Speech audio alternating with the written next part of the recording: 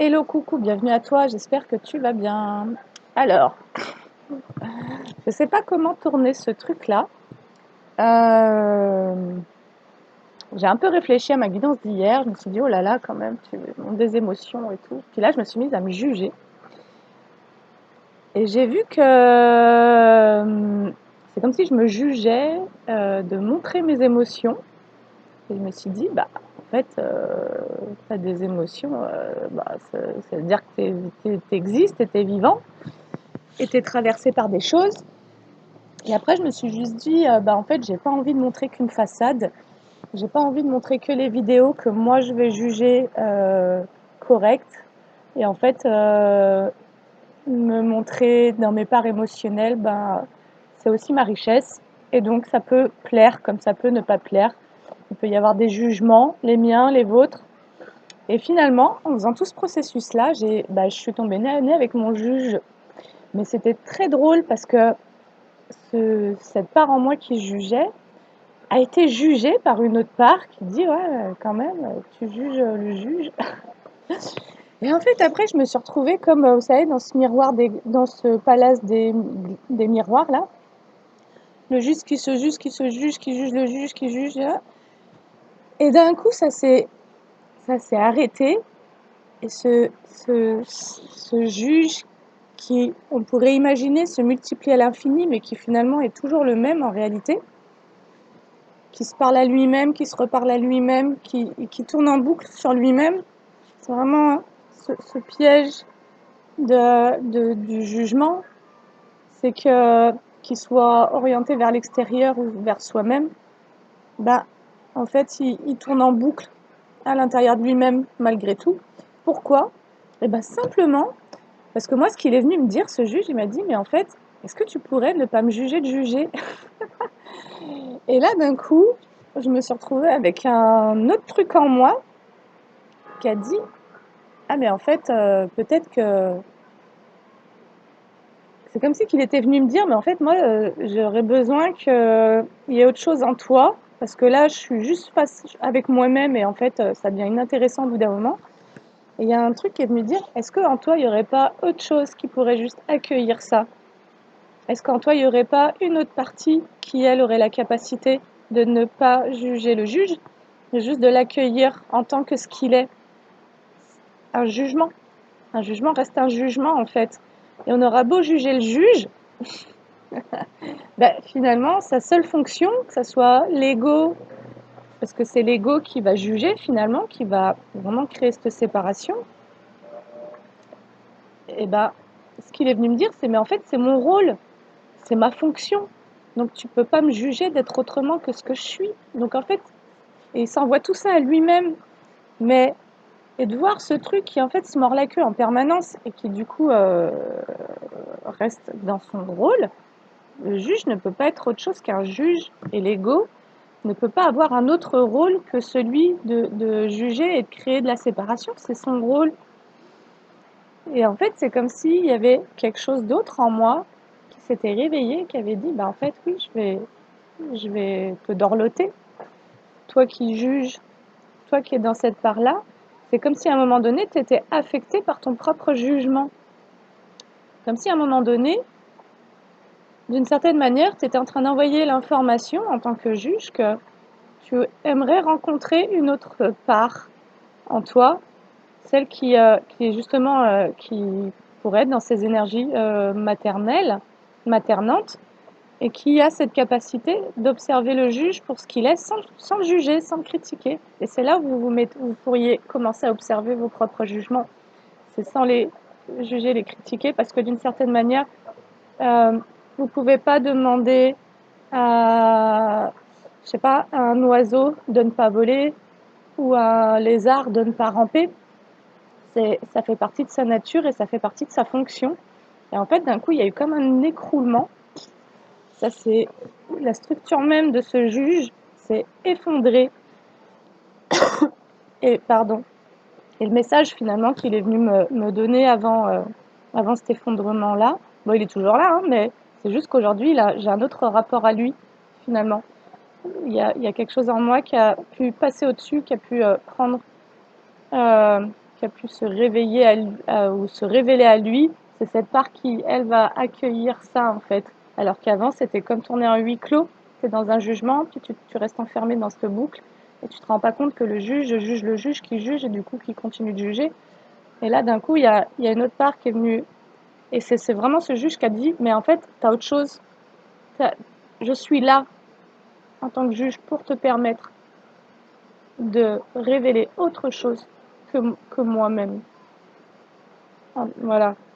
Et donc, c'était vraiment la part qui accueille et qui observe et qui, elle, pour le coup, n'est plus dans le jugement.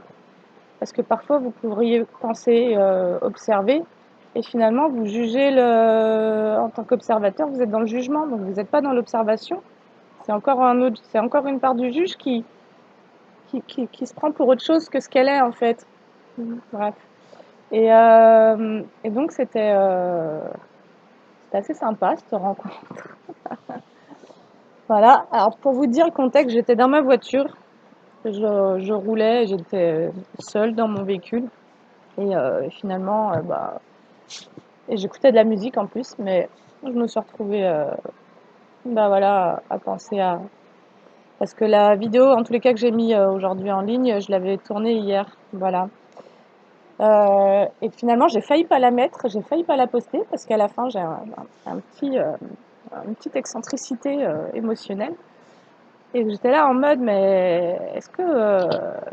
Voilà, donc je jugeais ce moment-là, que j'allais possiblement dévoiler ou pas. Et j'étais déjà en train de me juger moi-même, de montrer des parts de moi qui pourraient être jugées, voilà, d'être instable, d'être folle, d'être ce que vous voulez. Et après, je me suis dit, ben non, pourquoi tout ce jugement? Là, ce que ça me demande, c'est d'accueillir ça. Et, euh, et je me dévoile en fait. Et je dévoile des parts de moi parce que tout n'est pas lisse. Et tout n'est pas, voilà, je ne vais pas vous montrer que ce qui a été longuement arrondi pour voilà, répondre à une forme de conformité publique, un truc comme ça. Parce que c'est pas ça que je suis venue guérir. Moi, je suis venue guérir mon authenticité en fait. Donc, d'une certaine manière, être authentique avec vous, c'est aussi ne pas faire de sélection sur des vidéos qui seraient jugées un peu plus folles que d'autres, quoi. Voilà, et parce que c'est le kiff de ma guérison, c'est de vivre mes émotions en fait. Donc ça aurait pas de sens finalement que après de faire autrement. Voilà, que ça plaise ou non, que je gagne ou que je perde des abonnés, et ben c'est euh, c'est ma vérité quoi. Et j'ai eu d'autres réflexions qui sont venues, des prises de conscience. Il y en a une qui parlait du sacrifice, où d'un coup en fait j'ai compris. Parce que des fois, on parle de sacrifice, mais on ne sait pas de quoi on parle. C'est comme la fin de cycle, on sait pas. On dit, ouais, on sait qu'on passe à autre chose, mais qu'est-ce qu'on termine? Bon, ça, on en a parlé. Et sur le sacrifice, ce que j'ai compris, parce que on parle du faux empereur, on parle des ex, il y a de la colère. Pourquoi il y a de la colère? On est en colère en réalité pas contre lui. On est en colère contre soi-même parce qu'on n'arrive pas à tourner la page, on n'arrive pas à sortir de la boucle. Et pourquoi on n'arrive pas à sortir de la boucle? En tous les cas, dans mon cas, parce que moi, cette expérience-là, je l'ai vécue. Et du coup, j'ai eu une nouvelle compréhension, c'était que le sacrifice, tout comme le jugement, hein, quand vous êtes des gens qui jugez beaucoup, qui vous jugez vous ou jugez l'extérieur, c'est que vous avez été conditionné là-dedans, vous avez été éduqué dans une éducation très jugeante, et non pas une éducation de cœur. Donc, c'est un conditionnement, c'est-à-dire que c'est une façon de penser dans laquelle on vous a, qu'on vous a, on vous a, c'est ce que vous avez toujours connu finalement petit. Et donc, c'est une façon de réfléchir. Et du coup, le fait de le voir, de percevoir, il y a eu c'est comme si que ce conditionnement-là est en train de vraiment s'effondrer. Voilà, de pouvoir observer réellement ce qui se passe et qu'il y ait cette demande du juge de demander, s'il te plaît, ne me juge pas, quoi, accueille juste. Et là, ça a permis de réveiller quelque chose en moi, donc qui n'était pas totalement là, et d'être vraiment en pleine conscience de ce rapport à moi-même, en gros. Et, et du coup, je vous rapporte mes voyages intérieurs, hein, pour que vous puissiez en tirer, en tirer bénéfice et puis comme vous-même essayer d'avoir une autre approche intérieure. Voilà. Et donc je vous dis, ah oui, sur le sacrifice. Et donc ce que j'ai observé, c'est que c'était aussi un conditionnement né dans mon enfance, avec un parent en manque affectif et en profonde insécurité, surtout affective, et donc avec une grande immaturité émotionnelle, et qui n'a pas su comment faire autrement qu'en me manipulant pour me posséder d'une certaine manière, c'est-à-dire posséder la personne ressource d'amour, quoi, posséder l'amour en fait. Et finalement, ce que j'observais dans le sacrifice, c'était quoi? C'était je vais laisser de côté ce qui me rend heureux, joyeux, ma liberté et voire même ma santé mentale, parce que ma stabilité émotionnelle, en donnant, en étant là pour soutenir quelqu'un qui n'a pas ces ressources-là, qui est censé me les apporter en tant qu'adulte pour moi en tant qu'enfant, mais qui ne le fait pas parce qu'il n'en a pas les capacités. Et finalement, le compromis, parce que le sacrifice, c'est comme un compromis en fait. C'est dans un premier temps, je te crée le manque d'affection, et c'est à partir de ce manque que je vais commencer à tirer mes ficelles, et donc que je vais pouvoir te manipuler. Et donc dans ce manque, ce qui à chaque fois implicitement, donc c'était pas exprimé clairement, c'était dans les comportements, dans les actes, et non pas dans les faits, dans les paroles, mais c'était vraiment dans les actes. Et les actes ont un impact beaucoup plus important que les paroles. Ce que vous enregistrez sur le plan inconscient par rapport à des scènes de vie, dans des actes vis-à-vis de certaines personnes, a beaucoup plus d'effet que ce qu'elles vont vous dire. Parce que ce qu'elles vont vous dire va être explicite. Et donc vous allez pouvoir y mettre de la raison, même en tant qu'enfant. Vous allez pouvoir raisonner et vous dire à un moment donné, ah bah non, moi, quand tu me dis ça, vraiment, voilà, je vais peut-être accepter d'aller dans ton sens parce que là, tu me fais peur et que j'ai pas le choix, mais voilà. Mais quand c'est implicite, c'est beaucoup plus subtil et c'est beaucoup plus perverse finalement parce que ça s'infiltre de manière beaucoup plus émotionnelle. Voilà, c'est vraiment de corps à corps, quoi. C'est une attitude dominante sur une autre qui, en plus, peut être en état de vulnérabilité ou de fragilité parce qu'on va parler d'un enfant qui dépend de son parent.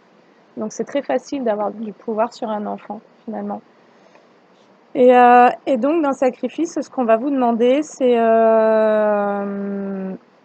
de céder votre joie, parce que vous allez porter l'émotionnel de votre parent ou d'une famille qui va pas bien, et donc vous n'allez pas pouvoir exprimer votre joie, parce que d'une certaine manière, ça va être trop discordant de vous d'être dans votre joie et en face de personnes qui ne sont pas dans la joie. Donc ça, vous allez le mettre de côté. Donc il peut y avoir un refoulement de la joie déjà dès l'enfance, comme une interdiction de se dire, en fait, j'ai pas le droit d'être joyeux parce que tout le monde va mal. Voilà, donc je peux pas. Donc ça peut être quelque chose que vous avez enterré, qu'il va falloir aller déterrer. Il va falloir aller la déterrer, cette joie, si vous avez vécu ce genre de choses. Le deuxième truc, c'est que comme il va falloir que vous soyez un soutien et que vous soyez toujours présent pour ces personnes qui n'arrivent pas à se prendre en charge, qui sont en dépendance affective en tant que parents et qui sont en insécurité affective, vous allez devoir être présent. Donc vous allez délaisser votre liberté. Donc ça aussi, vous allez aller l'enterrer et puis vous allez refouler votre liberté, ce besoin-là, pour rester aux côtés de ce parent-là. Et ça va s'installer comme une habitude de vie, comme un truc. Voilà. Et ça peut être, même si c'est pas sur le plan physique que vous êtes avec cette personne ou à côté, sur le plan psychique, en tous les cas, vous allez tout le temps être présent. Il va y avoir une présence qui va s'instaurer, une emprise, du coup. Donc, et il peut y avoir du coup aussi la santé, c'est-à-dire que la santé mentale est en lien avec la santé émotionnelle.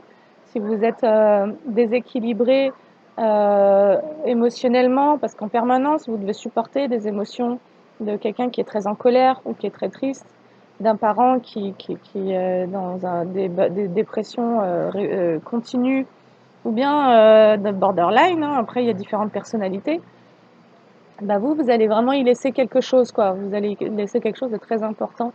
C'est déjà tout cet aspect émotionnel de joie et donc d'abondance qui va devoir être enfoui. Et puis vous allez y laisser voilà, tout ce qui pourrait définir un enfant, hein, sa spontanéité, etc. Cette envie de jouer. Vous allez consoler. Vous allez consoler au lieu de jouer. Voilà. Et donc c'est votre liberté, votre santé, et votre joie, et donc votre bonheur. Et donc à l'âge adulte, l'amour va rimer avec le sacrifice. Donc, est-ce que vous ne voyez pas, pour les personnes qui ont été éduquées de cette manière-là, qui ont vécu ça, c'est que quand vous tombez amoureux, vous déclenchez le sacrifice. Voilà, c'est un conditionnement. Et du coup, vous pouvez être en train de vous dire, ouais, je me suis séparée, je l'ai quitté, j'ai machin, et vous sentir toujours comme tiré ou attiré par cette personne, ou comme si finalement vous n'arriviez pas à vous en sortir, même si vous ne la voyez plus depuis 1 an, 2 ans, plusieurs années, avoir le sentiment que cette relation, elle ne se termine jamais, énergétiquement par exemple, c'est parce que ce sacrifice, il est toujours là. C'est-à-dire que si vous aimez encore cette personne, il est possible que vous ayez maintenu de manière inconsciente le sacrifice envers elle, parce que c'est comme ça que vous avez appris à aimer. Et c'est pour vous sortir de là, il y aurait comme besoin de faire un petit travail psychique et vraiment d'aller imaginer que toute cette ressource d'amour que vous avez donnée, en tous les cas, quand c'était pas en équilibre, quand il y a eu de la manipulation, vous avez donné à quelqu'un qui vous a manipulé, qui s'est infiltré dans ces failles-là, qui a exigé de manière, encore une fois, implicite par ses actes, par ses comportements et non pas par ses mots. C'est-à-dire que dans son parler, c'est quelqu'un qui peut vous dire des choses très banales, qui peut même vous dire qu'il ne veut pas être en relation avec vous, mais qui vous fait vivre en quelque sorte une relation et qui peut aussi se placer dans l'hyperséduction pour en tous les cas vous faire que vous tombiez sous son charme, voilà, et que vous soyez en amour avec cette personne-là. Et possiblement, vous êtes aussi dans des besoins de partager ça ou de vivre ça. Et, et tout ça pour vous dire que parfois, vous pourriez vous dire, mais je comprends pas, j'arrive pas à être heureux, j'arrive pas à rencontrer quelqu'un d'autre, j'arrive pas à me faire plaisir, j'arrive pas à retrouver mon énergie, machin. C'est parce qu'il y a un lien sacrificiel qui est encore là, et ça, vous le voyez pas. Et ce lien sacrificiel, il a été mis en place au moment de la relation. Et, et c'est comme si inconsciemment, vous étiez encore en train de donner de l'énergie à cette personne, de laisser de côté votre santé, votre joie, votre bonheur, donc votre équilibre et votre liberté.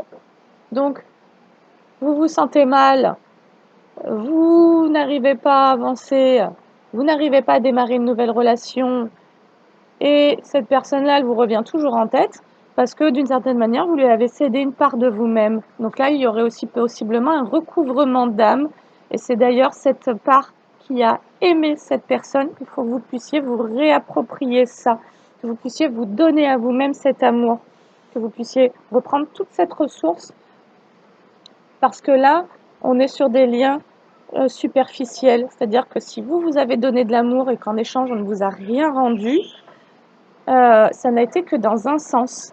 Et d'une certaine manière, le sacrifice qui est ce conditionnement que vous avez, dans lequel vous avez été éduqué en amour, fait que vous continuez à alimenter et la relation et la personne sans vous en rendre compte.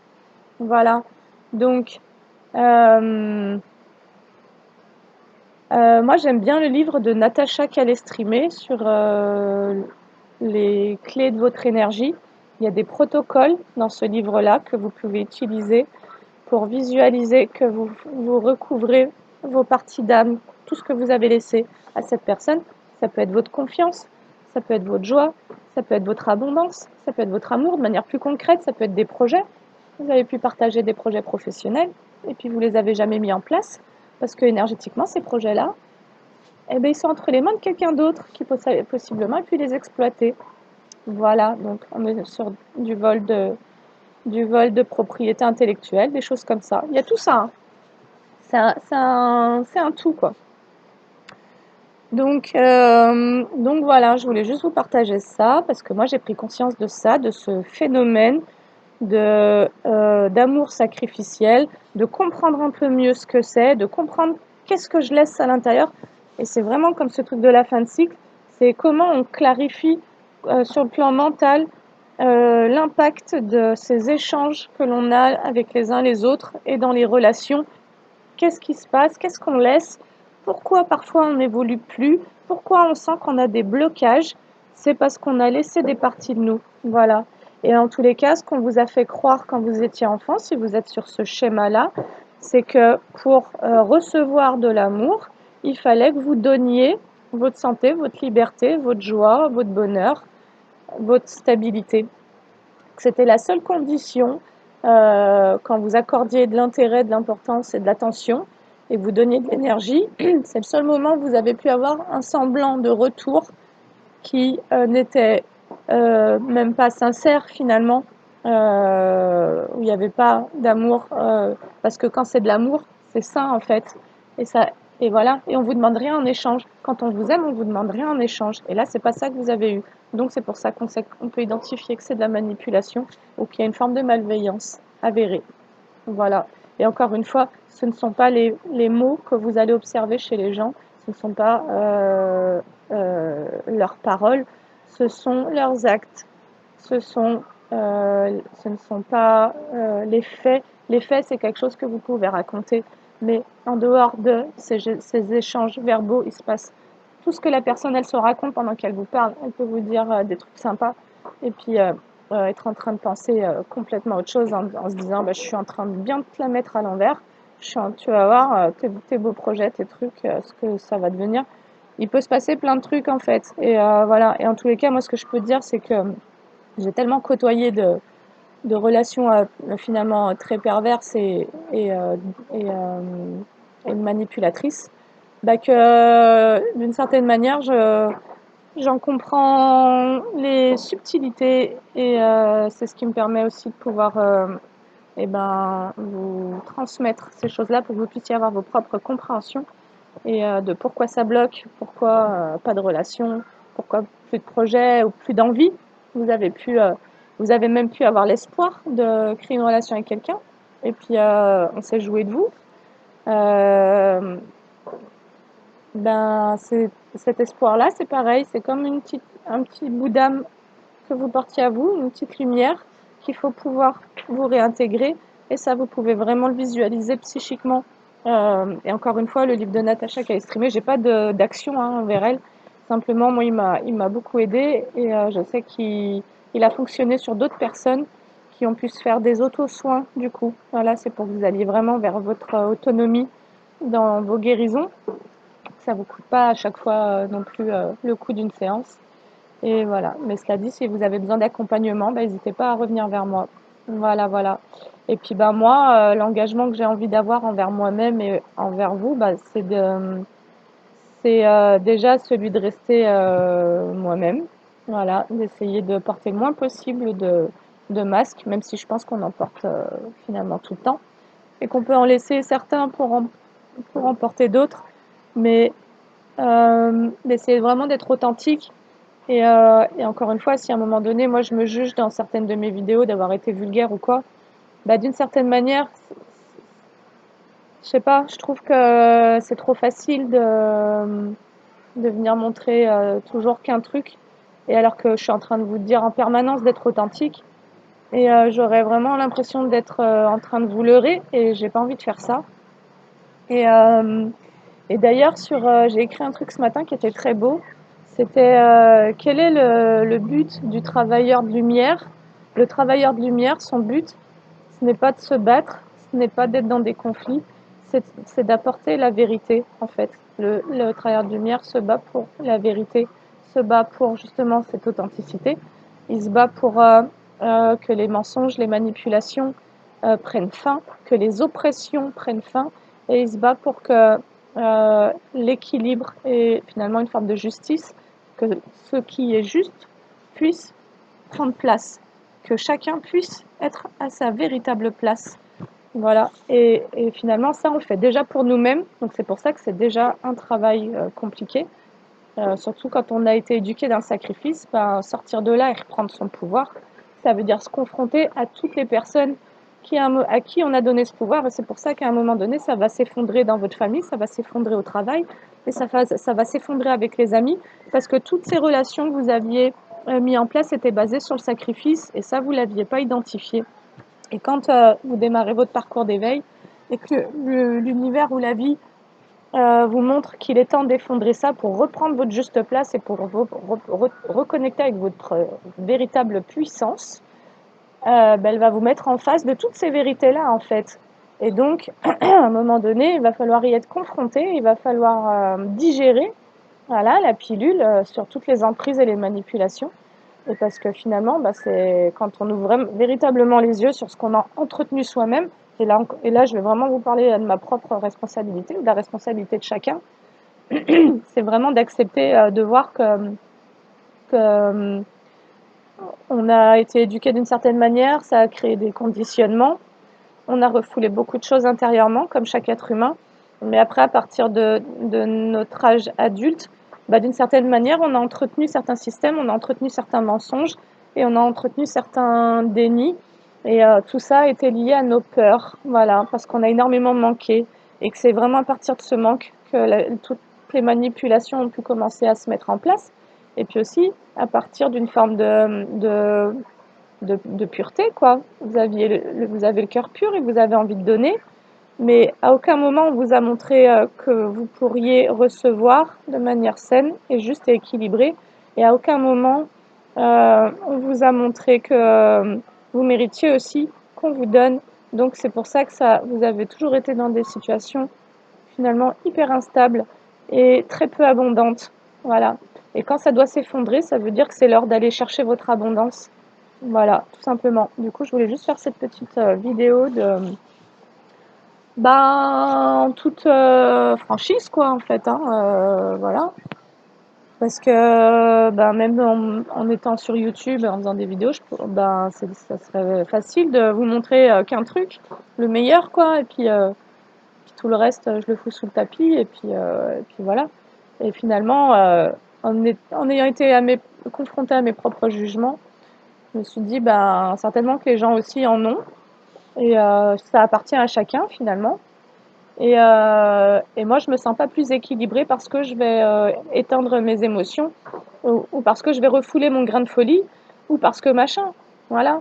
Parce que j'ai tout ça en moi, et que finalement, j'ai aussi d'une certaine manière envie de le partager avec vous, parce que c'est aussi une forme d'énergie, c'est aussi une forme de puissance pour moi. Moi, je la considère comme ça, et d'être vrai, quoi. Voilà, quand ça me saoule, quand ça me met en colère, je suis pas que dans la sagesse, et des fois il y a des messages très sages qui traversent. C'est parce que c'est le moment de ça, mais bon, on est un peu tout à la fois. Et donc des fois c'est ça. Des fois on est dans la sagesse, des fois on est dans la colère, des fois on est dans la tristesse, des fois on est dans la peur. Et tout ça nous traverse en fait. Et d'une certaine manière, j'aurais pas envie de venir vous montrer que quand je suis sage, parce que je suis pas tout le temps sage, et parce que ça me définit pas du tout en tant qu'individu, en tant qu'être humain. Et donc, moi, je trouve pas ça très intéressant de vous montrer qu'une partie de moi. Et alors que pour moi, le but de mes vidéos, c'est de vous amener vers votre propre authenticité, vers l'acceptation de tout ce que vous auriez envie de pas montrer, parce que vous le jugez, parce que machin, vous avez peur d'être jugé. Tant pis, moi je me dis, ok, si les gens me jugent, si je perds des abonnés, c'est parce que d'une certaine manière, le fait que moi je m'autorise à montrer mes émotions, que je sois dans mes petits grains de folie et de colère et de machin, ça peut renvoyer à la propre colère ou au grain de folie d'autres personnes qui n'assument pas en fait. Moi j'ai décidé d'assumer. Donc voilà. Et puis chacun en pense ce qu'il veut, ça regarde chacun, chacun est libre en gros. Voilà. Sur ce, je vous souhaite une très belle journée, je vous dis à bientôt pour une autre vidéo. Salut.